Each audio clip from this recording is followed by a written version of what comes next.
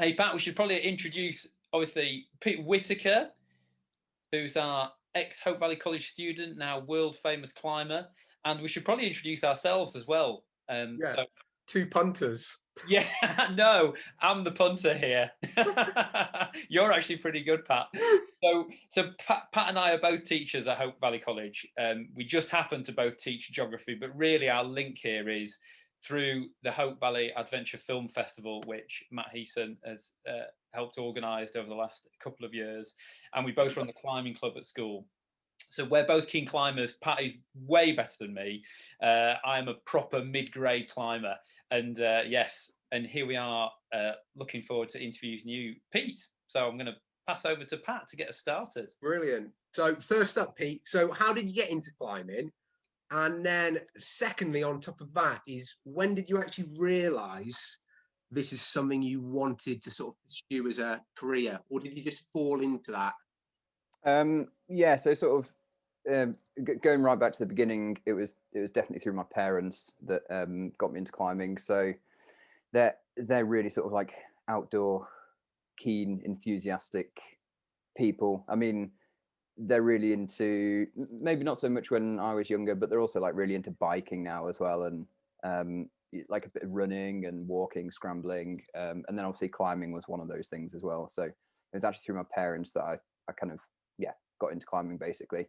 I guess like I was kind of into lots of different sports when I was younger, or I'm more just like keen to sort of try like everything and anything that was kind of put in front of me in terms of sports and activities.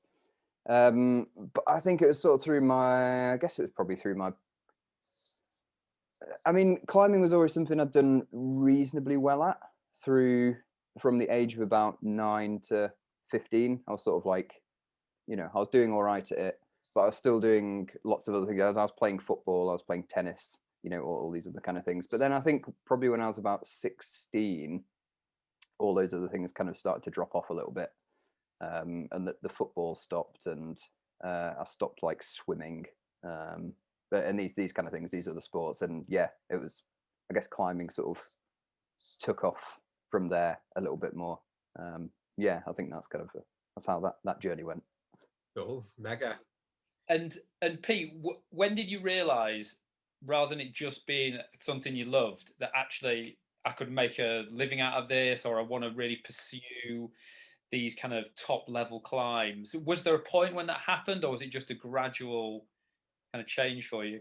Yeah, I would say that's been a really gradual thing in terms of, what you might class as a professional climber. It's sort of hard to determine, what is a professional climber. It is I mean, when you sort of like I wouldn't really class myself as a professional athlete, because it's not like I'm going to the Olympics or anything like that. But my thing of a professional climber, it's developed from the way of working with brands, working with sponsors, and sort of, I guess it's kind of like building a profile and making your own way and own work from like the thing that you do. For me, it's from like adventure climbing and crack climbing, really. And to be honest, it was really just a gradual process. I mean, up until 3 years ago, I was still doing tree surgery work and stuff, and up until 2 years ago, I was still doing route setting work. So I was like working like like a normal subcontractor kind of works. Yeah. And then more recently, I'm still totally working. Like I've started my own business, like a Wide Boys business. Pursuing sort of like crack climbing and sharing crack climbing with the community. So I wouldn't really say I've been a professional athlete, you could say. I think you could claim that title if you All want. right, yeah. I think most of us watching you go, yes, you are a professional athlete. Yeah, but it's kind of all these other things that I have been doing. Things have like filtered in and out, as I've been going. But I guess in more recent years, then I definitely have been focused on the climbing side of things. I've given up that tree surgery work that I used to do, 2 to 4 days a week or whatever. And yeah, I've just kind of pursued other things.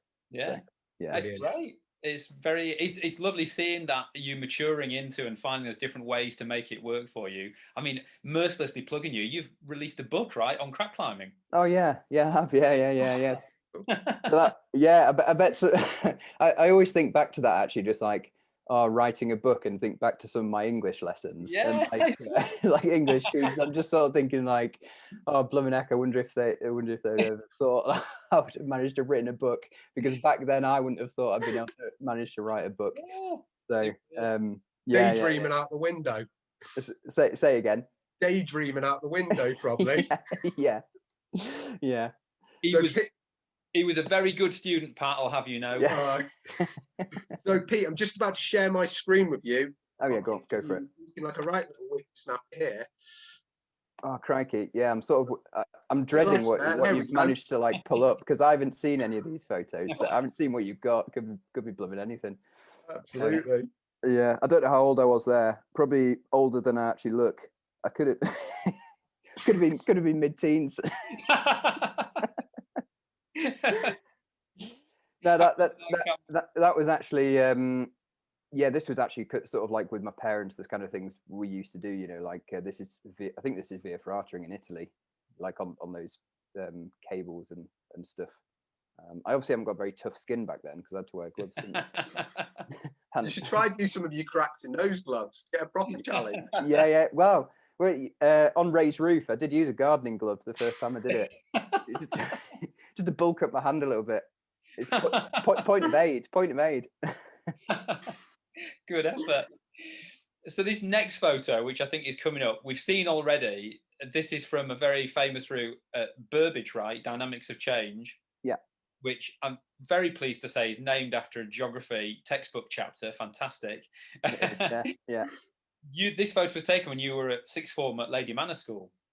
Yes. Yeah. It was. This is when I was 17, so I think I must have been in first. Are you 17 when you first year of? Yeah, sixth form? You're 12. Yeah.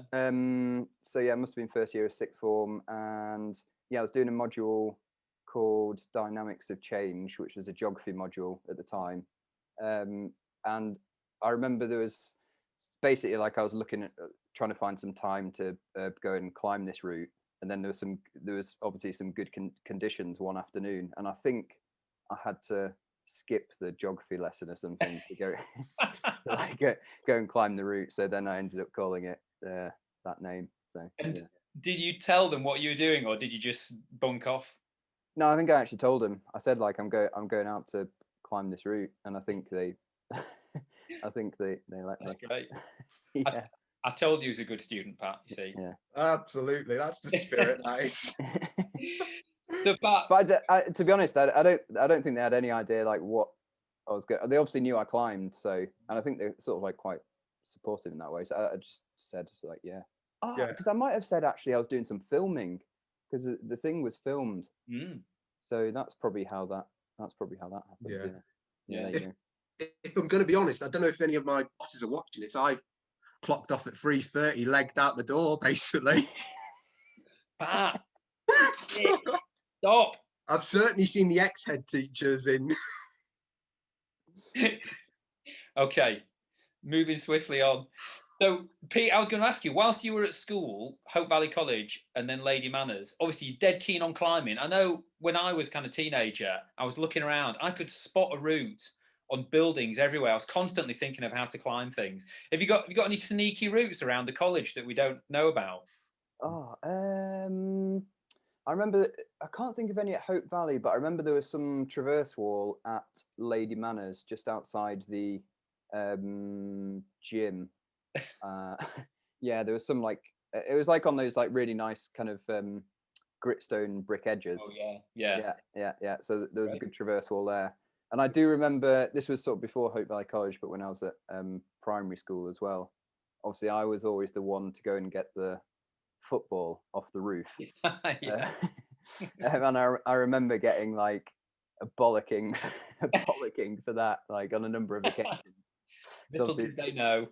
Yeah, because there was like these little it was like a flat roof, but there was the like a little sticky out bit with like windows and stuff. So I think they could just see like feet walking past the windows. So yeah. Brilliant. Mega. So have you got any? We've got loads of site climbers at Hope Valley College in all different years. Have you got any advice for young up and coming climbers?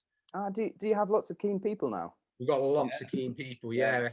Oh, that's really good, because I remember obviously when I was there, it was kind of literally just me. But then maybe in year 11, there was like maybe 2 or 3 other people who started coming down to the edge in Sheffield. But yeah, advice for up and coming climbers, young up and coming climbers. I mean, for me, I was never really, I guess it was with all these things, I just kind of did what took my fancy, you know. I never really like pushed the sense that I wanted to be a climber. I didn't really like push it. I just rolled with it. So I think it's like with anything, you know, just do it because you enjoy it. Yeah. That's really boring, isn't it? But no, not at all. And if you do enjoy it, then yeah, like roll with it and do it. Yeah, and get going. Right. That's kind of boring, isn't it? I can't really think of anything else. Not at all. If you And love Pete, it. did you have any sort of mentors who used to take you out? Yeah, so I remember when I must have been about 15, I think. Was I 15? 15 or 16.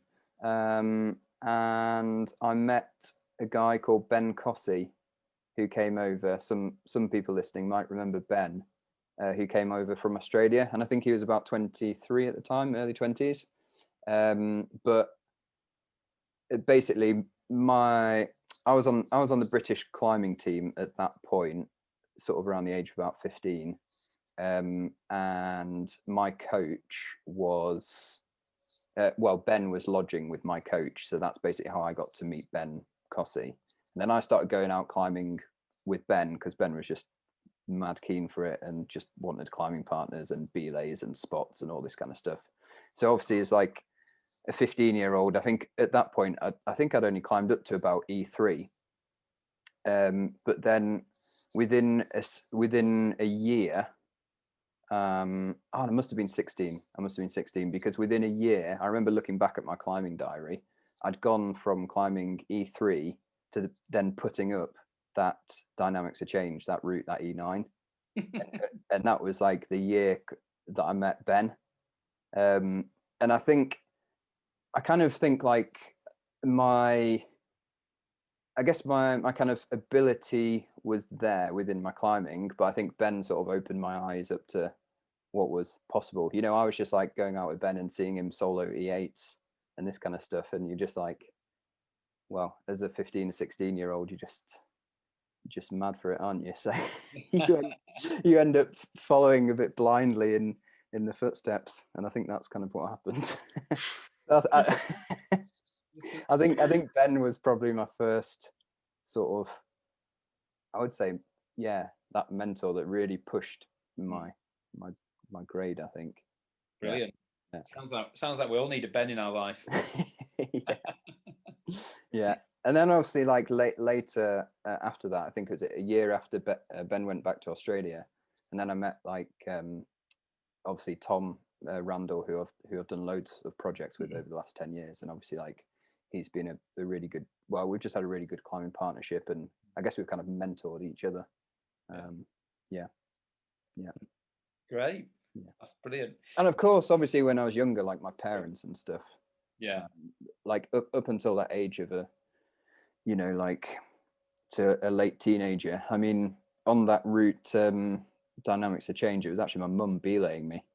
So, yeah, when I look back at it now, it's quite surprising. They were just like dead keen to come out and belay me on these unclimbed, like ankle snapping grip projects.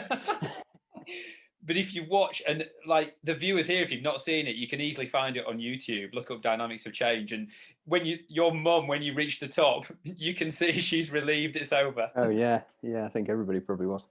Yeah, including you. I think I had to lie down, I think. Brilliant. Yeah. So Pete, we've got there's 2 photos on the screen at the moment. Then if you can see them, the one on the right we picked. Some of the folks here may spot it. It's the route you're doing there is remastered edge, isn't it? I think. Yes, that's the one.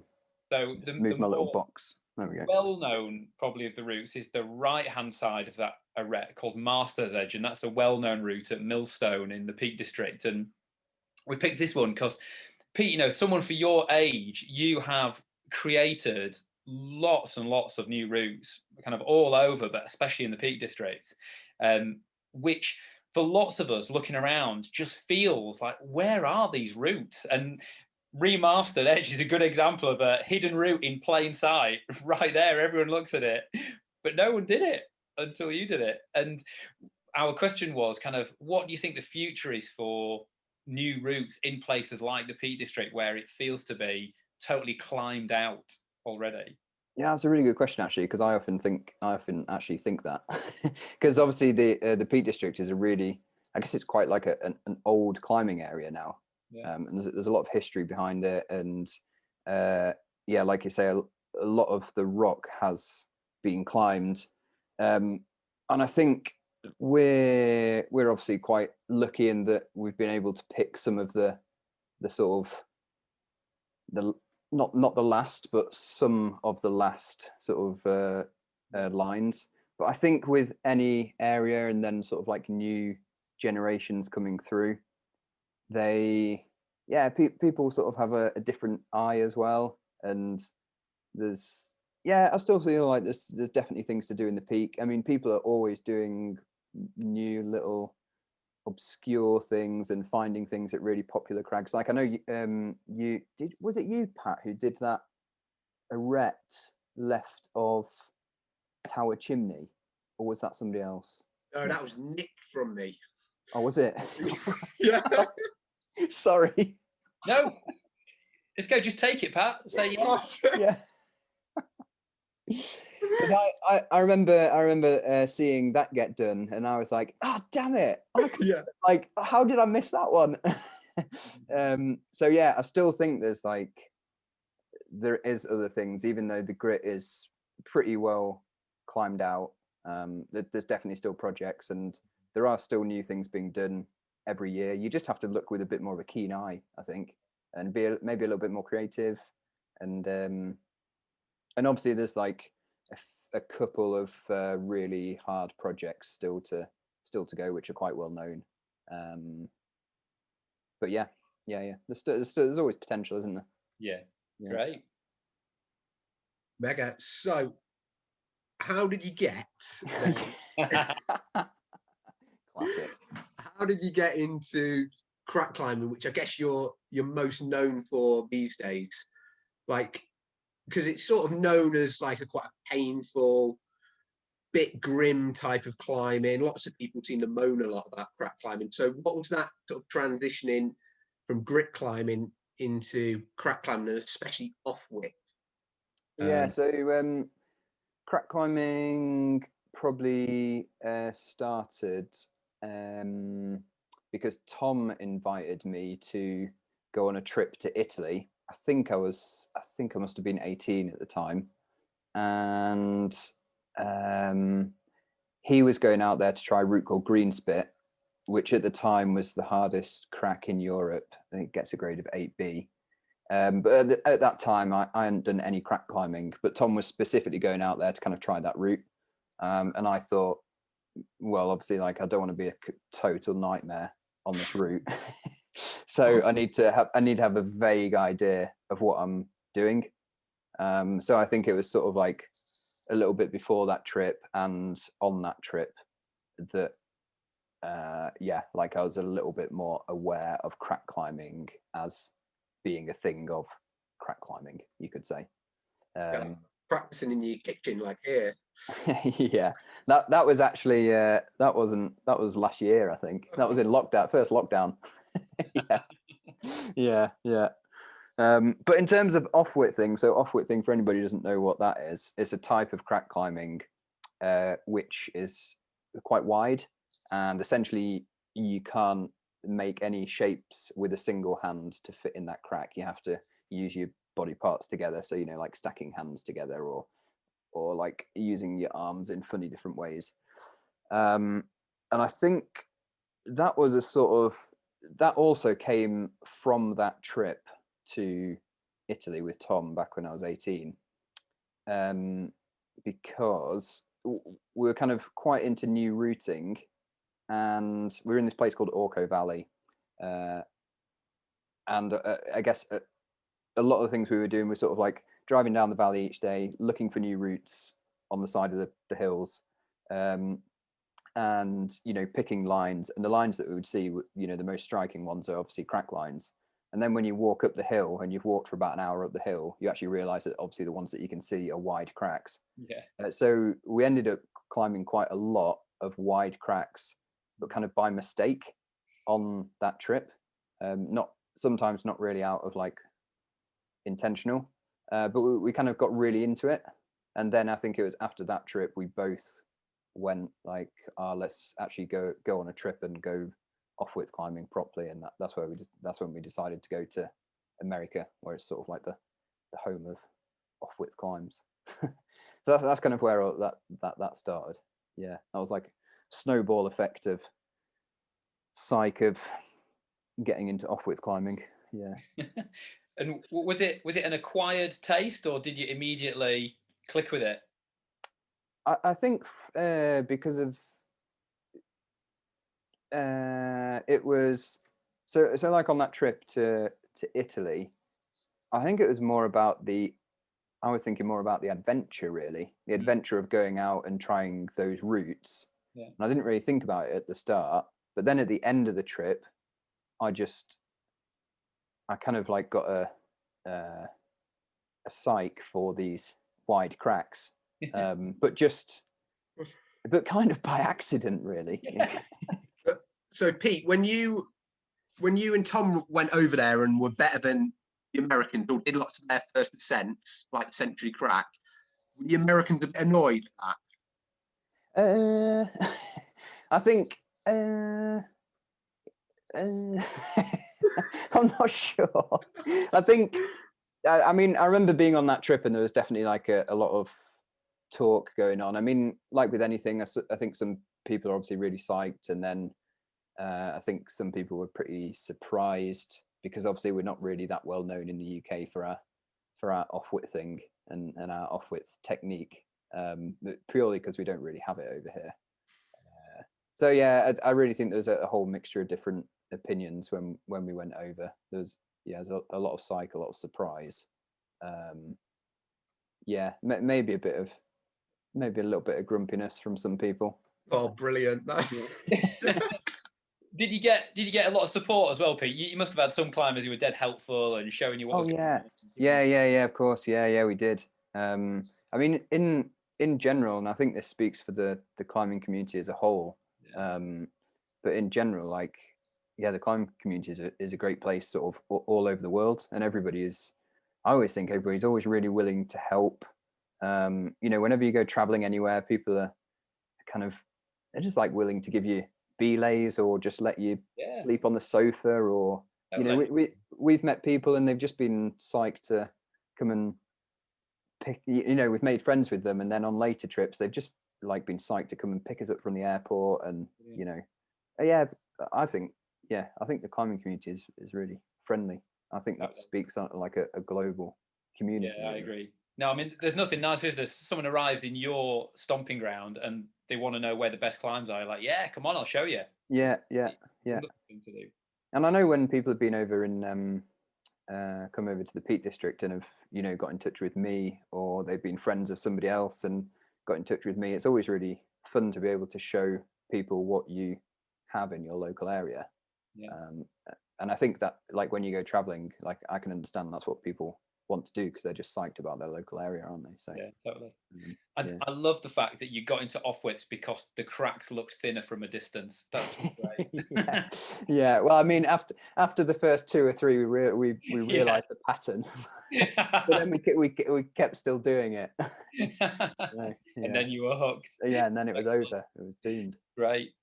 So, Pete, obviously you're starting to merge with your climbing. We've obviously talked about it, like you've written a book, you've started your own business around climbing. If people are interested, he's got his own website with all kinds of videos and stuff. So I think we've got a picture coming up here which really personifies this. Like not that one, I think, yeah. How seriously do you take your climbing nowadays, Pete?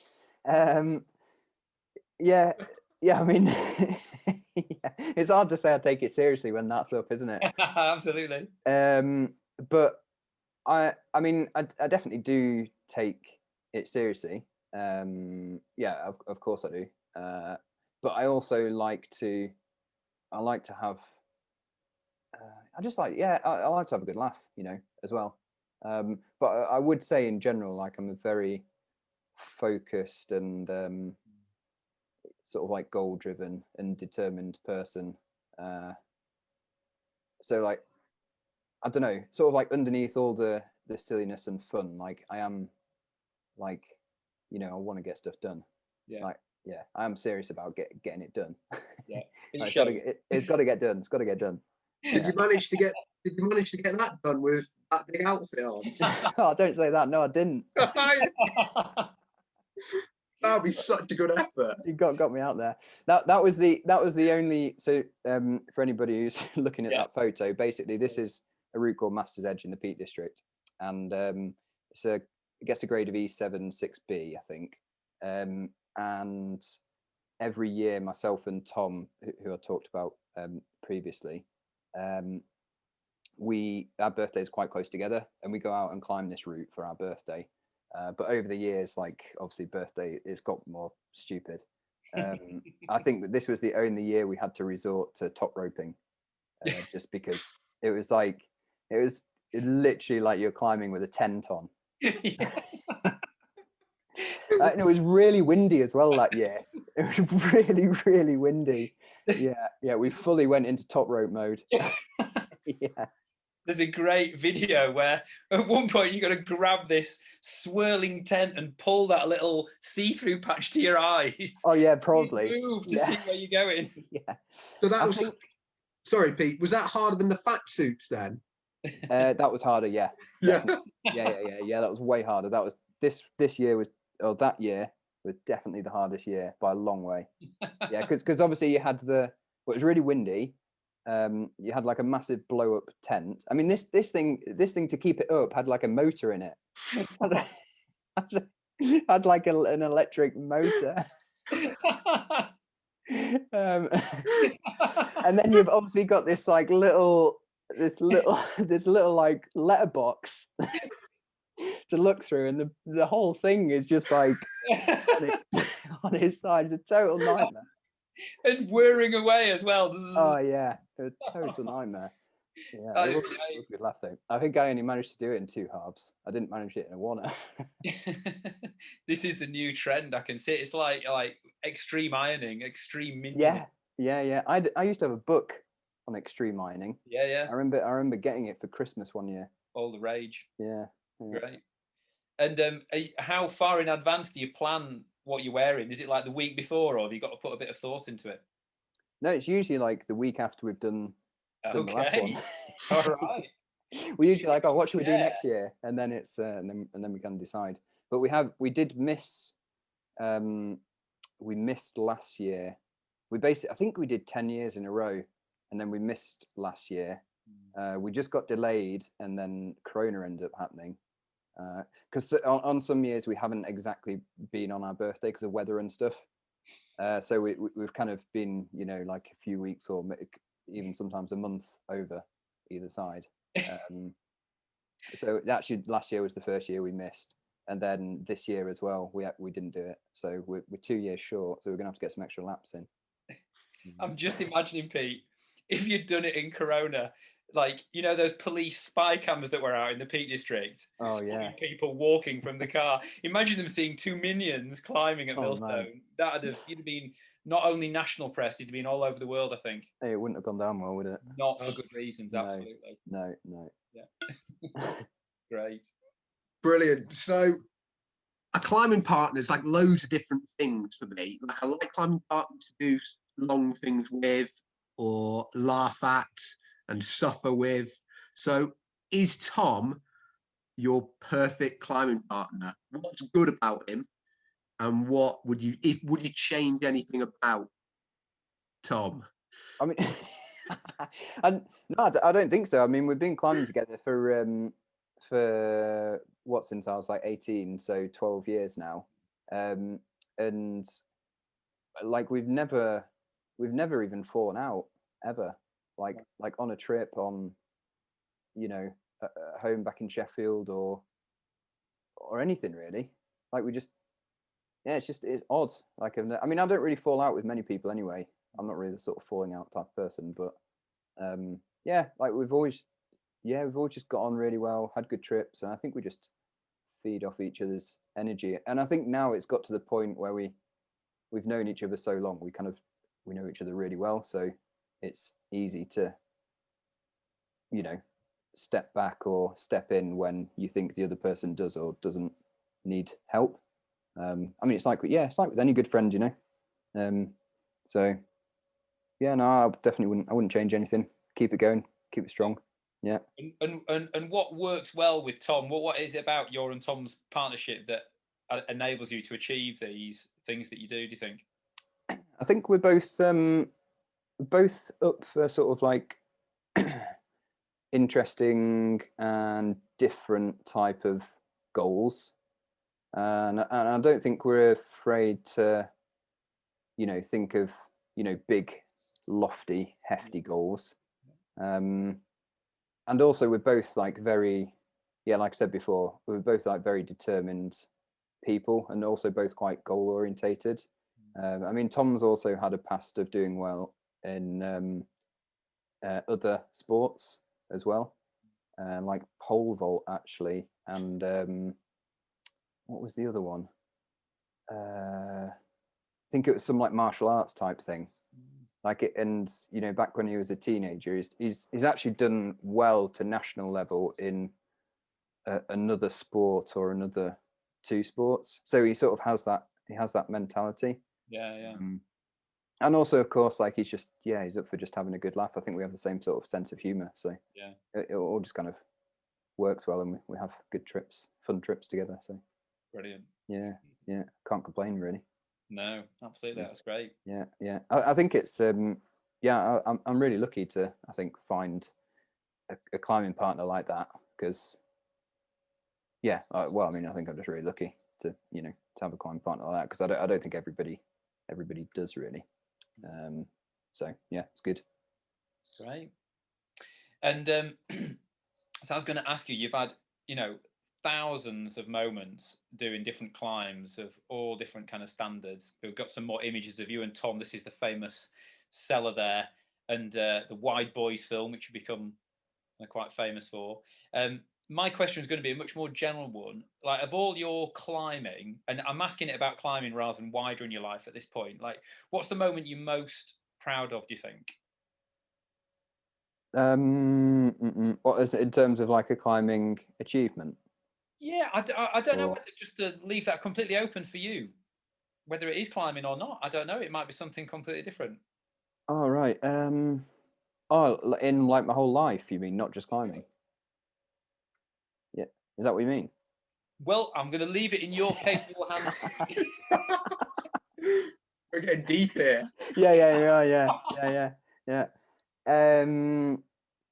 I mean, I think in terms of things that I do climbing things and things that I do out of climbing. So, like, for example, writing a book, I would say that I put as much effort into those things that are outside of climbing than I do as climbing as well. Like, I felt like I put as much effort into writing that book as I did, you know, a single climbing project or red point project that was hard for me. So I still think like some of those things that I've done, like, you know, writing a book and stuff, I'm kind of quite proud of that, to be honest. Yeah.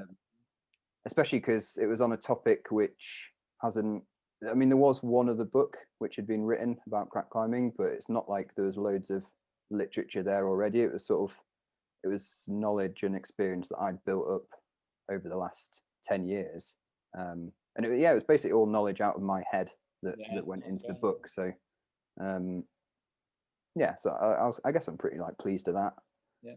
And then in terms of climbing, I think some of the, obviously like the crack climbing is pretty cool, but I think some of that stuff I've done in Yosemite as well has been, like some of the solo kind of stuff, soloing big walls. It's like a whole different game. that kind of stuff.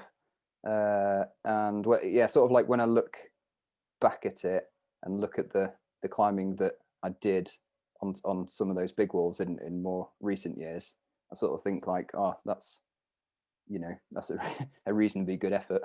Yeah. Yeah. And did that feel harder because it was just you?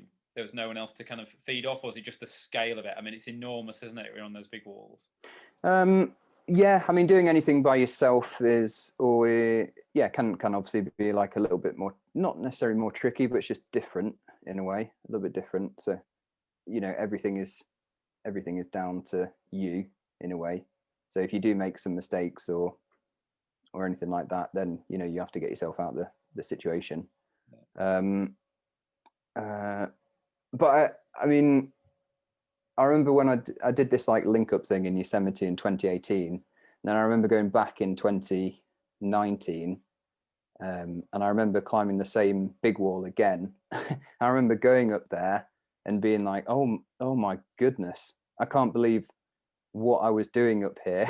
Wow. 1 year ago, you know, the things that I was doing. But at the time, you're just like really psyched to be doing what you're doing, and you just do it and you execute it well. But then sometimes when you go back, when you don't have that same psych and motivation for that particular project, it's kind of like with anything, you kind of go, blooming heck, how did I ever do that? Yeah. So whatever sort of ability you are in climbing, whether it's just beginning or you're like at your level, if you're into mountaineering or sport climbing, you have scary moments. So can you think of any particular moment that you thought, whoa, that is the scariest moment? I really messed up there, or I've almost really messed up there. I mean, I've definitely been scared on occasion. I remember doing this new route out in Italy. It was that same trip with Tom, actually, that one I talked about before, on that new routing trip. And it was just one of those things where you're obviously like questing new routing, and you obviously don't really know what's coming up. I ended up getting myself into like a situation, you know, just where you like really run out, you're on like a really loaded loose rock. And I guess at that point in my climbing when I was 18, although I had, you know, I'd done a whole bunch of climbing, but I hadn't done, you know, obviously not as experienced as I am now. So it felt like pretty, like out of depth. I remember getting to the belay, or finding a belay, because obviously it was like a new route. And I remember feeling like I wanted to cry because I was that scared. Like, yeah, I've never felt like I wanted to cry from being scared. That's the only time I felt like I wanted to cry from being scared. But I'm not sure if it was like that scary, or just maybe I was just not very experienced. I'm not sure, but yeah. So how did that experience compare to, and we've got 100 odd people in this room, so not many people know the story of the chinchilla, but I'll tell it anyway. So the story of the chinchilla, if anyone doesn't know, is some sort of like rodent type creature, but you have as a household pet.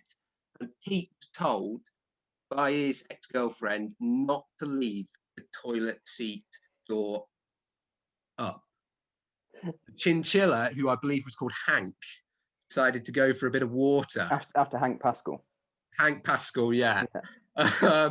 Went for a little bit of water, slid into the toilet, and sadly passed away. So what type of fear was generated when the chinchilla?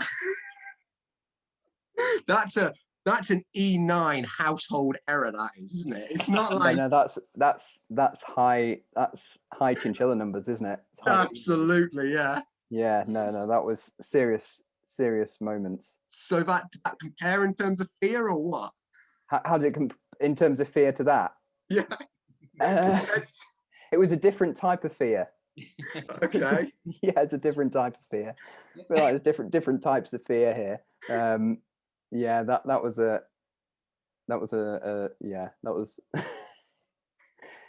scary in a different way. Well, good.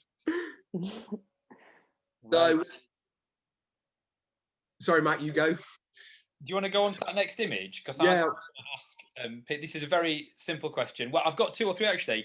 Do you recognise the route there, Pete? Yeah, I do. Yeah. So that's one of your routes, right? Common misconceptions. It is, yeah. Excellent. Do you recognise the climber? It's Pat. He fell off, didn't he? It is Pat. Pat falling off your route. Just really quickly, what's the biggest fall you've ever had? Come on, everyone wants to know this. A big fall. I did take a really big fall on the slate once on Rainbow Slab. So if anybody doesn't know, yeah, this is like the slate down in North Wales in the quarries. Rainbow Slab is a really famous. It's like really, really slabby, really, really slabby. So it's like a little bit awkward to fall on. And I was on a route called, I think it was called Ringing in Urea, and I don't think it gets like that many ascents. And I remember just being, I was basically like I was high on the top head wall, and I was right by the next bolt. So on the slate, you either have, it's kind of like you either have crack lines which you can put protection in, or you have really run out scary slabs between sparsely placed bolts. And yeah, on this route, I mean, it wasn't like massively sparsely bolted, but just on that top run out, I'd gone a long way, and I was literally like eyeballing the next bolt when I fell off. And I did take a pretty big fall actually. And it always feels quite big when you're on a slab and sort of like hip sliding down. It's really difficult to fall on slabs.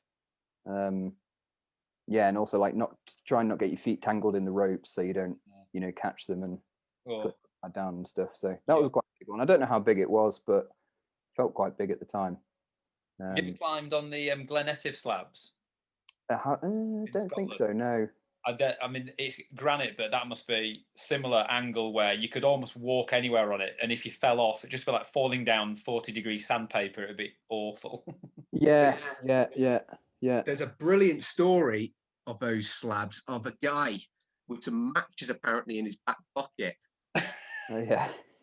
Fell off, slid down the slab. The friction obviously set the matches on fire, and his arse got burned. Oh, is that true? I can't believe that's true. I hope it is. That's just like one of those pub stories, Absolutely. isn't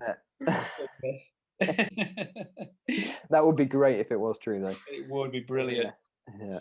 Pat, next slide. Bring it on, because our time is running out, and lots of the people in the room may not associate you, Pete, with kind of winter climbing, but you've got quite into, haven't you, and done a bit of alpine stuff. And yeah, having the last I've done 3 years of it now. So definitely not loads, and I wouldn't call myself experienced in it at all. But the guy who I have been doing it with, Matt Helliker, is like really experienced in that kind of stuff. He's like an alpine guide, and like he's a really solid climber as well. So it's been pretty cool actually to be able to, I guess you could say I've kind of been fast tracked through a lot of it, and I've essentially had a really good climbing partner for it, and like a free guide for 3 years. Amazing.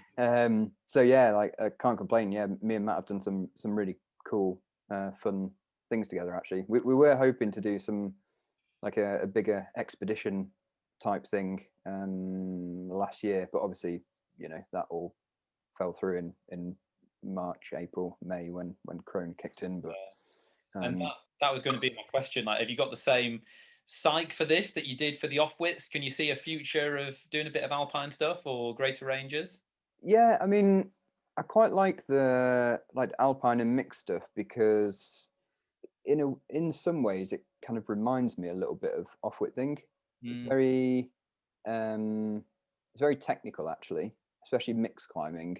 Like hard mixed climbing is very technical. You're having to use your axes in all kind of different ways and torque them into cracks and pull on them just enough, like pull and push in weird ways so they don't come out, but you can also pull up.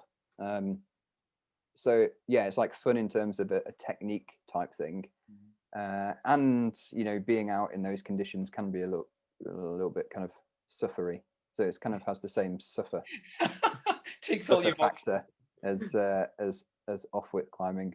And I can imagine that doing a proper expedition to wherever it might be, greater ranges or even I guess the Alps, is going to be a whole load more suffering than climbing a wide crack. So yeah. Bring it on. Right. And amazing, like Ben's talk showed us, that journey becomes part of the experience, doesn't it? It's much more than just the climb. Yeah. And I think because I haven't done any of this kind of stuff since before 3 years ago, it's actually been really fun to learn and be taught something completely new. Like I was so punter, like when when I started. You should have seen me. Like the first step that I took in crampons, I ripped my trousers. And I didn't have when I first rocked up in Scotland to climb with Matt for the first time, I didn't have like the bungee cords for my axes. All I had was like static slings. So I just had these massive 8-foot long slings to make sure I had like enough reach to get my axe as high as possible. But of course, obviously, when you're not reaching as high as possible, the sling doesn't contract. So it's just like dangling down by your feet, and you just like step. Oh, just like it was carnage. It was carnage. Yeah, it's quite funny though. It was quite funny. Yeah, I feel like I've got a bit more used to it now. Yeah. And one final question from us before we go to the audience. So, which era? I reckon I would have been well up for this era. Which era would you most have liked to have been sort of a climber?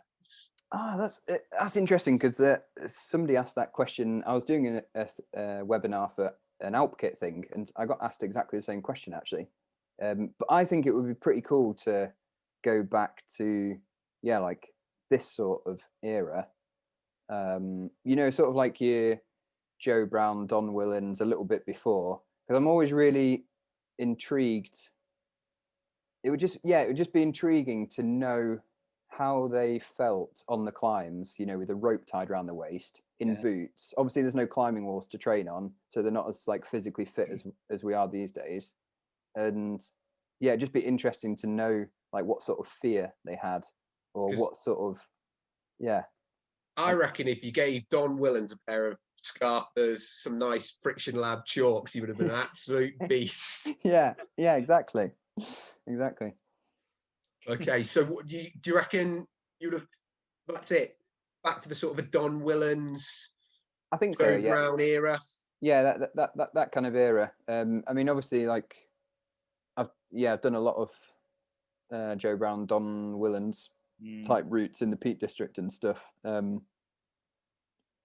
With cams and with good boots, and having obviously trained at a climbing wall. So I think it'd be really interesting to. It's more just like know what they felt like.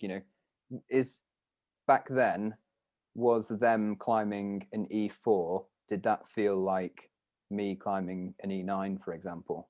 Yeah. It'd be interesting to know. No, what could be a good challenge, Pete? All the Don Willans and Joe Brown routes dressed as Don Willans and Joe Brown. Yeah. with machine nuts, Yeah, exactly. no chalk. Yeah, yeah. Having to thread the nuts with slings and all Absolutely. that nonsense.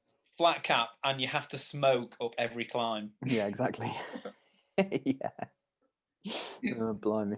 So Pete, we've got loads of questions from people listening to your talk. So we're going to Okay. share some of those with you. Hit me up. So someone's asked, having given this kind of career in climbing that you've been doing now for years and years, what kind of 14, 15 years, is there things that you wish you'd have known when you started out? I don't think so. No, I mean, I started at a really, in terms of climbing, I started at a really young age. You know, I probably was like 7 or something when I went to the climbing wall first. And when you grow up with it at that age, you don't really think about it. You're just doing it. So I've always just like learnt as I've gone. I don't really feel like I needed to know anything back then that I didn't know. I always find it quite odd when, not odd, but it's just interesting when new people are going to the climbing wall and you sort of have to show them how to hold a crimp, for example. You know, if you and you tell them, you know, like if you hold the hold like this and wrap your thumb over on the small hold, then it's going to feel better.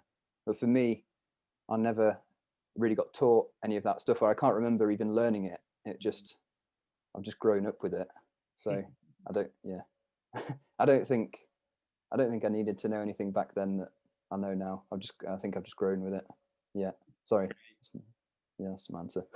Can I ask you my own question? It's a bit of a fatherly question. Yeah, yep, go for it. If you ever have kids, do you think you just naturally do the same thing with them in terms of climbing?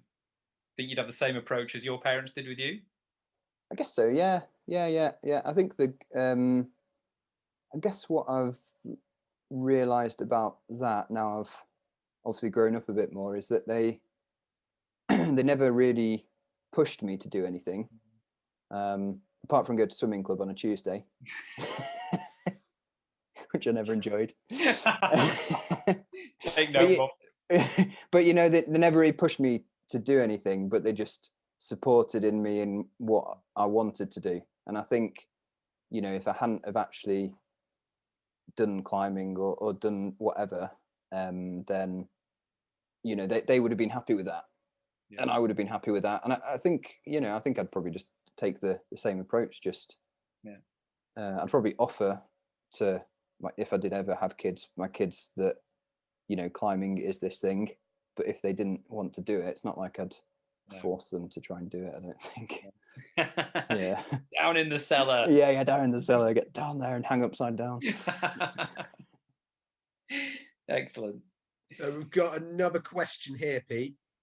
So what's your training schedule like? And do you have any restrictions on your diet? So yeah, training's an interesting one. So in the past, I've learned this over time, really. In the past, I've gone pretty hard for projects and then not stopped after I've done the project. And I've carried on training really hard. I've actually made myself really ill in the past by doing that. So I've learned now to keep the training on. So for example, at the moment, it's not like I have any major projects coming up. You know, nobody really knows what's happening in the next few months. So I generally just like keep myself ticking over, not doing like massive amounts, but just keep it like bubbling over, ticking away, doing bits and bobs here and there. And then when I have a project or a trip or something in mind, I'm like in good enough shape to not be like starting right from the beginning, but then go into that sort of like training period. And also because you haven't been smashing it before that on the training, you've also have like the psyche and the mindset to go into some like hard training, you know, whatever it might be, 3-4 months before 5 months before you go and do a project. I've kind of learned to like build up to it in that way, and I think that works best for me. Yeah. And is that the kind of running time you need for your projects, kind of getting up for quarter, half a year? It totally depends what it is. yeah, it really depends what it is. So for some things which I'm obviously a little bit naturally better at, so the more endurance-y type things, I really don't feel like it takes much for me to get that shape back. So it literally could be like 6 weeks to 8 weeks, 2 months or something of just like making sure I'm on top of it and going well. And I've done some training, but for things that are more like power, really, difficult, hard moves, things. That's the sort of climbing which I'm a bit weaker at. That's takes me longer, and I would think about maybe a 6-month period. I think you had a picture of like recovery drink up there before, the one in the orange t-shirt. That one. So that one was like a route which is, I'm obviously good at crack climbing, but it's quite like a sport climby type route. And it's like a side of climbing which I'm all right at, but it's not like my main strength, so I had to put a little bit more work and time into building my shape up to be able to climb something like that. Whereas like some of the big walls in Yosemite, then I would need less time, I think. Brilliant. Someone has also asked Pete, where's your next kind of aim, project, perfect place to go? If you're planning an ideal trip, where would you be going next, do you think? Well, my girlfriend lives in Norway, so Norway. Oh. yeah. It's got to be Norway, isn't it? Yeah. Not watching, Pete. No, I'd go to Norway. I mean, there's I've been really getting into the climbing over there recently. There's really good big walls, really good crack climbing. I mean, some of the best climbing that I've done anywhere, really, to be honest. I mean, like this wall, for example, that you can see on screen, that's in Norway. That's got some of the best crack climbing that I've done in the world. Yeah. It's a really good place. Must be even wetter than the Peak District. Yeah, Norway is pretty damp. Yeah. Especially Bergen. Like, it does rain a lot. Yeah. Oh man. Pat, do you want to ask a question? Have you got any others? Let me just pick one. So, here's a good one. Does crack climbing only involve hands, feet, arms, and legs? Or is there any other part of your body that fits? Head, for example. You can use anything. I mean, I think that goes for like all climbing. Obviously, So with head jam or with your hand next to it. Have you done that? To be honest, I don't think I've ever really done like this type of thing that much. Have I? I don't think I have. No, but when you are climbing squeeze chimneys, for example, so you're fully inside and it's pretty tight, then the back of your head is actually really useful. Like I've used it a lot. I've come away from climbing squeeze chimneys, and like the next day you have a bruise, like you can feel a bruise on the back of your head, because you're just using your head. It's like a bit of tension. So anything goes. I think that with any climbing, it's about getting up the rock, isn't it? So any way you can. Any way it's possible. Yeah. Pete, after you've reconnected with Norway and your girlfriend, your horizons broadened to other climbing areas. Where would you go outside of Europe? Outside. Well, like I say, I sort of had a plan to do an expedition with Matt Helliker and John Bracey. So that was kind of like a big thing which I had in mind. That was out to Nepal. But I mean, when something like that can happen again, who knows? But when it can, then hopefully something like that. I've never been further east than Europe. I've never been out of Europe east. So right. I don't think. No. And another one, Pete. So after a career in climbing, I guess it's not over, but after a career in climbing, it says, is there anything you wish you had known or had been taught before you started out? Have we had that one? We did have that one. Have we Yeah. had that I one? feel like we had that Yeah. one. Yeah. Just on repeat, aren't I? Right. Let's go for who inspires you? Oh, who inspires me? Oh, this is a really boring answer again, but to be honest, I think it's actually the people that I'm climbing with at the time, or the people that I'm doing projects with. Yeah, I really think it. I really think it is that. It's like seeing your climbing partner do a really good lead, or like put in a really good lead, or you like second them on something, and you're like, oh bloody hell, I'm glad that wasn't my lead. And then you just get, you get psyched by that, and then you put in a good lead. I really think it's the people that I'm climbing with, and that can change. Obviously, that changes over time. So when I was younger, then like I said, I was climbing with Ben a lot, and I went through that transition of going from E3 to E9, and I think Ben was a really big inspiration for me back then. And then through recent years, I've climbed with other people, Tom and more recently Matt and stuff like that. So I think it's these people that you climb with. That's who I kind of get inspired by, I think.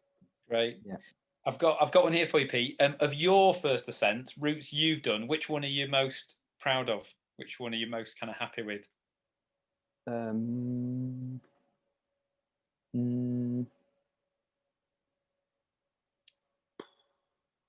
not sure. Probably the ones we've done down in the desert. The ones me and Tom have done in the desert in America. I think we've done some pretty unique stuff down there, and I don't think anybody's going to go and repeat them for a long time. I mean, there's Sentry Crack, which we did, which was the big off-width climb. But in more recent years, we've done some really, really big roof cracks down there. We did 100-meter pitch, which like a big roof crack thing, and it's just the most bizarre, crazy big single pitch thing you've ever seen. Yeah. I mean, we had to do like a rope swap in the middle, and we had like. I was just going to ask, did you have a special rope cut, or did you take two and? Yes. Oh yeah, that was like a whole bit of a scenario in itself, to be honest. basically, on the route there was this pod, and in this pod you could. Basically, the climbing eased a little bit. There was a little bit of a sidewall. There was a pod, a chimney that you could get into, and in this chimney we had stashed the second rope, and basically we had two B layers. So we had one at the beginning. It was like an arch, so it was a roof like this, and then the floor dropped away, and then it came back up, and you climb from one side of the arch to the other, like 100 meters across. So we had one B layer on one side and one B layer on the other side. We went out 70 meters, or we had a 70-meter rope or something. Then we had the rope stashed. I remember Tom went first, and the rope didn't reach to get. So he was on lead, but the rope didn't reach to get from where he was. He was like 5 meters short to get to the other rope. So I on this route, you can imagine. Like climbing across, I basically had to shout along to him there's no rope left, and undid the knot in the end of the rope, started putting the rope through the gree. I actually put the rope through the gree, then I was still holding on to the rope as Tom was still climbing. And then eventually I couldn't hold on for any longer, had to let go of the rope, and for a few meters Tom was obviously soloing. It was easier, admittedly it was easier at this point, but it was obviously soloing across to the other rope, and we hadn't let's just revisit that. That's at the end of a 70-meter roof pitch. Yes. Yeah. Wow. Yeah, but that was the only place to stash the rope. We just hadn't really measured it properly. So yeah, that was that. Yeah, that was quite a funny scenario. Brilliant. Because I mean, we didn't have any other ropes, so I had to do exactly the same thing. I went second, and then Tom did the same thing for me. That's very cool. Brilliant. I think we're probably it's after 9 now. We should probably invite Matt back in. Pete, can I just say thank you so much for coming and talking tonight? it means a lot to me personally, because I knew you when you were much younger, and on behalf of all the Hope Valley College, we are so proud of what you've kind of achieved. It's really impressive stuff, and it's great to kind of still see you around. So that's really nice. Yeah, no, thanks for having me. It's really good to it. Good to see it, and yeah, it's always good to see you down the climbing works at times as well. So yeah, not that the climbing works is open at the moment, but it's always nice to see you down there as well. So thanks. Yeah. And you should say hi to any of the other teachers. I will do. There's not many left now, but I'll pass it on. Yeah. Pete, you have to come give our Hope Valley College Climbing Club some crack climbing lessons at some point. Absolutely. I can do. Yeah. All right. Okay. So I'm going to pop back in and say hello. Right, I'm not going to let you get away without mentioning this, because just before we start the talk tonight, someone raised the question of a recent world record. Yeah. You've got to tell that story, Pete. Right. Yeah.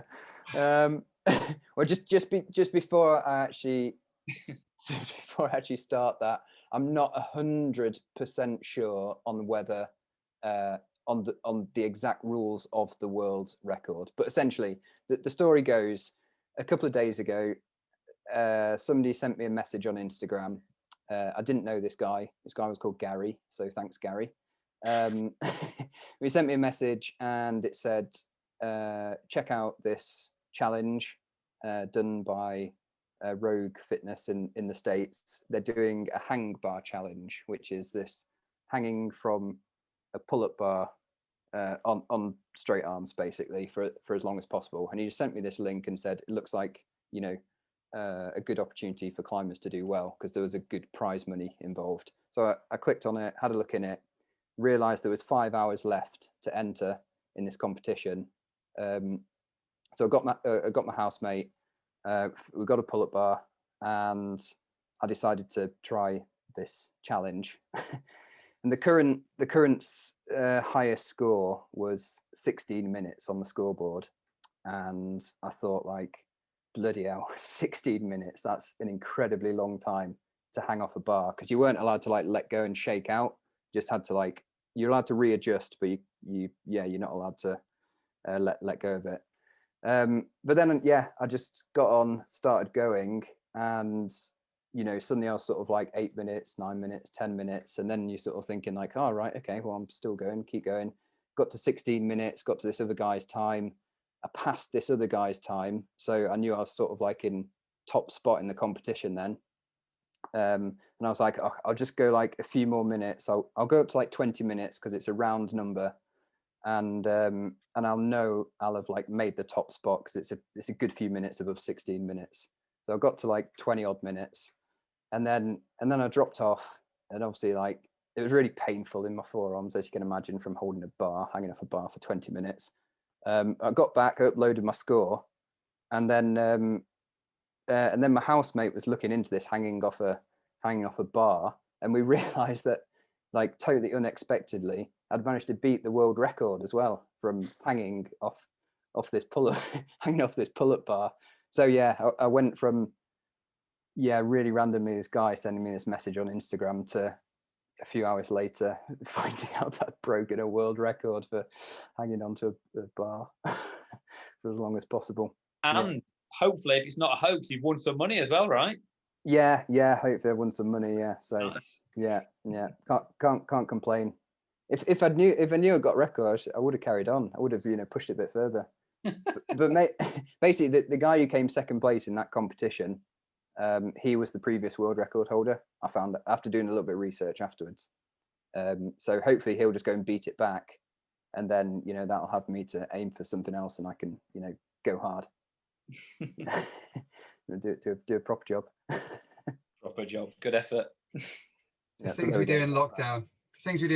Yeah, exactly. Yeah. I've just got a little observation. There's something something to tell you about the question about what era would you like to climb in as well. Have you ever climbed Ness Pinnacle just above Grindelford? Yeah, I have. I bet you have. It's a little pinnacle. Yeah. It's about 30 foot high in a little quarry bay, and but it's got a proper little tabletop summit on it. Small summit to it. Apparently, I was reading recently that it's one of the first recorded climbs in the Peak District. from I think late 1800s, early 1900s. And back in the day, apparently, in order to call yourself a climber, you'd basically climb up Tejnes Pinnacle and do a handstand on the top. Really? Okay. Oh, blimey. Such an neck. Yeah. I wouldn't fancy that. I'm not sure my handstands No. not good enough for that. Yeah. Anyway, that's that really. I'd share that with you. Yeah, thank you everybody for a really, really great evening. Normally we'd be in the big sports hall at the not in the sports hall, in the assembly hall at the school, finishing off the Saturday night of HVAF right now, but couldn't do it this year. So that's really a plug to remind everybody. I've posted in the chat, and I will email everyone via Eventbrite afterwards with the link to the Just Giving page. It would be awesome if you could go in there and chuck some money at the Just Giving account. And just to remind you, for anyone who wasn't there when I was explaining at the start, the page that we're sending you to is part of a bigger challenge, which is lasting for 80 days, where we've challenged, the PTFA have challenged, that's the Parent Teacher Friends Association of the school, have challenged the students and staff at the school to see if they can basically travel under their own steam. So that's run, bike, climb, walk, skateboard, ski, whatever. Basically the circumference of the planet. So that's 40,075 kilometers. So yeah, it's called Around the World in 80 days or less. They're currently on about 4,500 kilometers. There's still a good length of time to go, but if they can see the accumulator going up, the funds going up, and the fact that they're kind of refurbishing the sports hall with it, and donating to the cardiac arrest and the cardiac risk in the young, then hopefully they will be more obliged to log their miles that they're doing. So yeah, all that remains is to say thank you very much to Ben, who I think is still lurking in the background. Thanks to Pete, and thanks to two generations, or I shouldn't say two generations of geography teachers, Matt and Pat. You can say it. Yeah, thanks guys.